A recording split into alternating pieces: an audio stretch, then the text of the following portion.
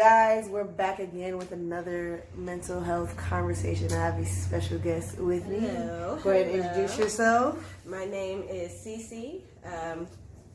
I go to school with this lovely young lady here, and we are majoring in psychology. Yeah. So the question I'm going to ask most of all my friends when we do this is, why do you think we need to have the mental health conversations within our community, family, friends? Why do you think that's so important? Well, the more we talk about it, the more we get rid of the stigma.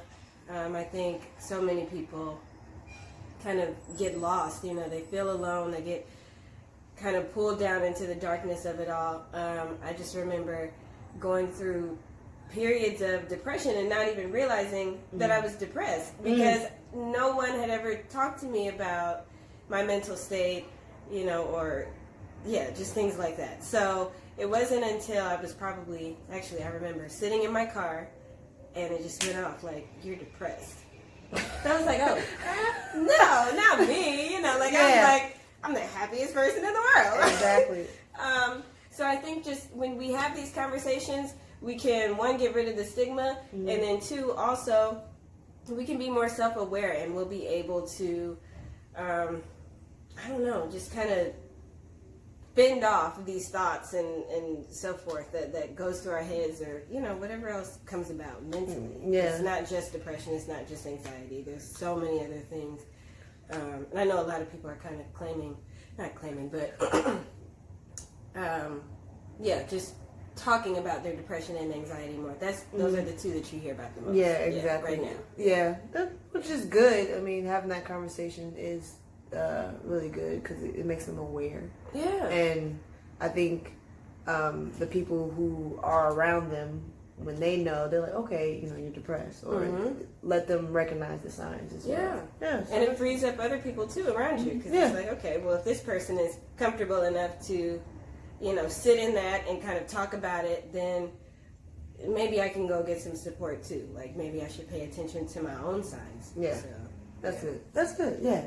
So we're going to get into this conversation. The next question. Well, not really question, but the next conversation.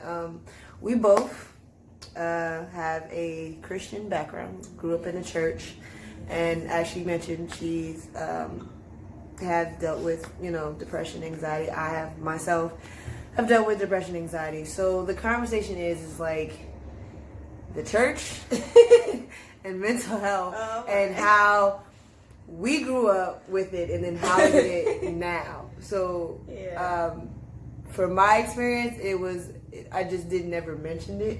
I never talked about it because, you know, it was more so like my father would be like, oh, just pray about it, which is not a bad thing. Mine too. Which is not a bad thing, like, you know, go to church and all that kind of stuff, which is not a bad thing, but it was just like we needed more. Yeah. So that was my whole. What was your experience with? I had a similar experience. So I come from a very strong family, mainly women. The men have either left or passed away. So it's just a lot of strong black women. And they are God-fearing women. Yeah. So they know how to play the part very well. They know how to put on the lipstick and the face and smile and act like it's all together.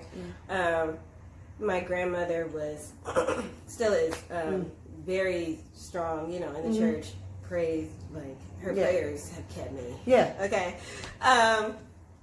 But when it came to, you know, maybe, I don't know, just kind of feeling anxious about my future, because I'm a very vision-oriented person, so I had, not anymore, okay, I've grown, but I used to be the type that, all right, I got this timeline, I need to do this by this time, you know. Yes.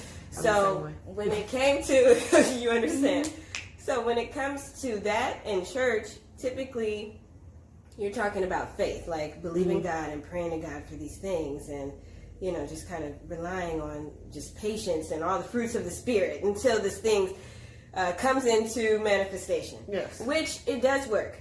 Yes. It does.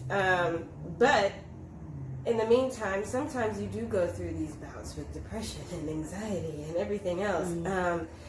And you can't just pray it away all the time. That's not the... Sorry. You're fine.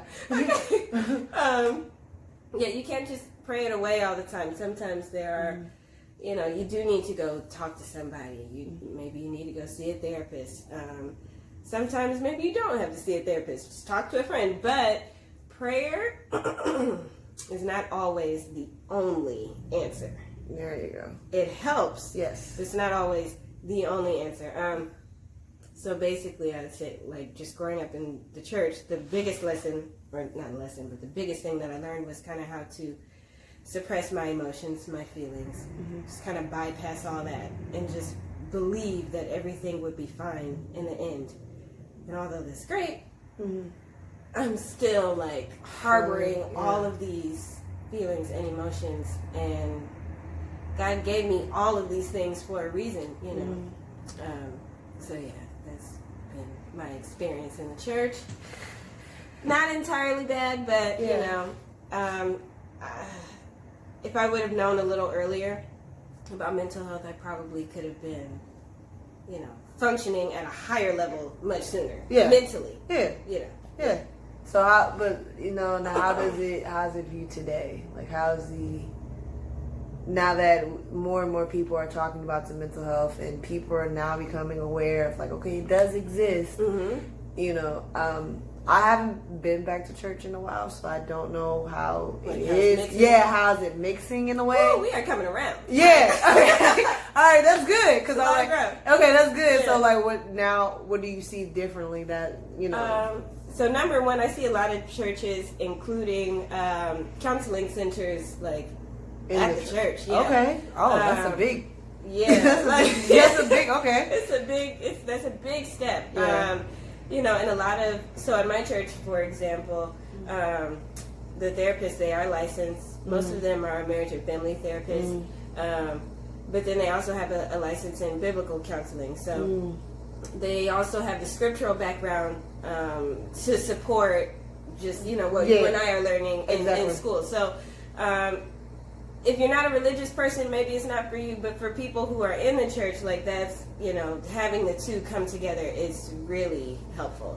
So you got that. I've seen some pastors are even teaching about it. I know my pastor did like a 2-month series on mental health because he went through his own bout with depression. He went on leave for some time because he was really dealing with some stuff. And he grew up in, like, old school church where you just, you know, his family is a lot like mine and what you've seen too. Like, you just kind of keep on going, and especially as a pastor, you got all these eyes on you.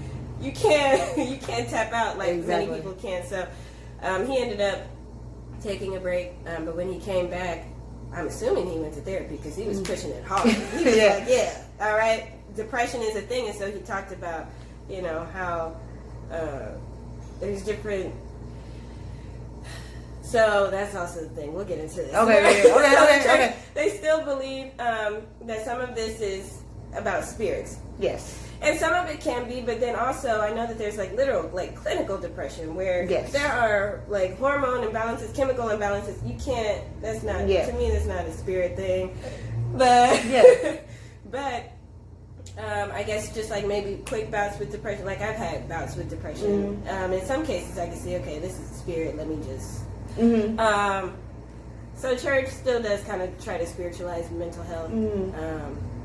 But I think that it's a step that they're actually, in fact, acknowledging it. Yeah. There's even a podcast that I listen to pretty frequently. It's called Church and Mental Health. That's it. Simple. Very simple. Church and mental health. Okay. Very, very simple, but it's effective. Like, they talk about emotions and how God gave us emotions. They talk about how pastors need mental support. Yes. You know, like, big time. Yes. Like, big time. Like, you are under so much pressure, you know. So I even know of a pastor who brought in a pastoral counseling team. So they're all licensed. Yeah. Just for the pastoral staff at his church, so that they could function and serve the people as they ought to without being weighed down with. That's crazy. You know, that's good.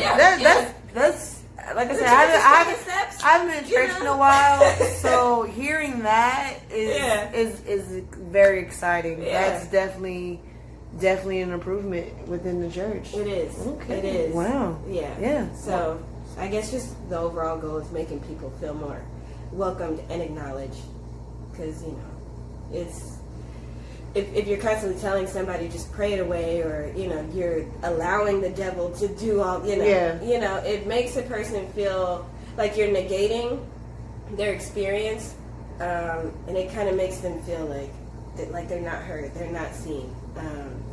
So I think that the church is trying to turn that around, when it comes to mental health.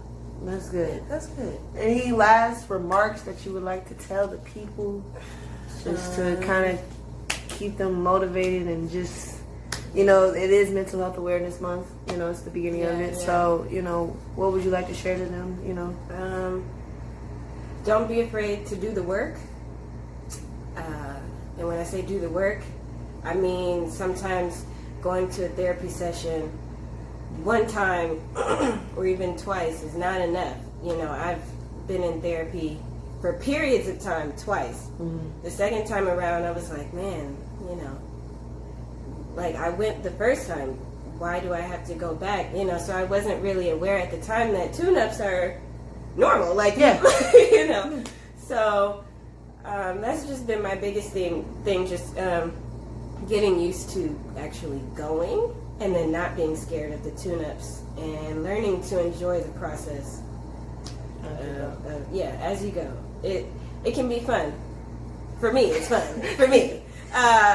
Sitting in the therapy office crying, bawling your eyes out is not fun, but afterwards it's like that release. It's like, man, it's like you see things with a whole new lens. It is a great feeling. It really you just gotta get that stuff out. It is. You're like, okay, now I can go about my day and do what I gotta do. Cleared my mind. Right. I'm good. Well, that is actually a tune-up. I like that. Yeah.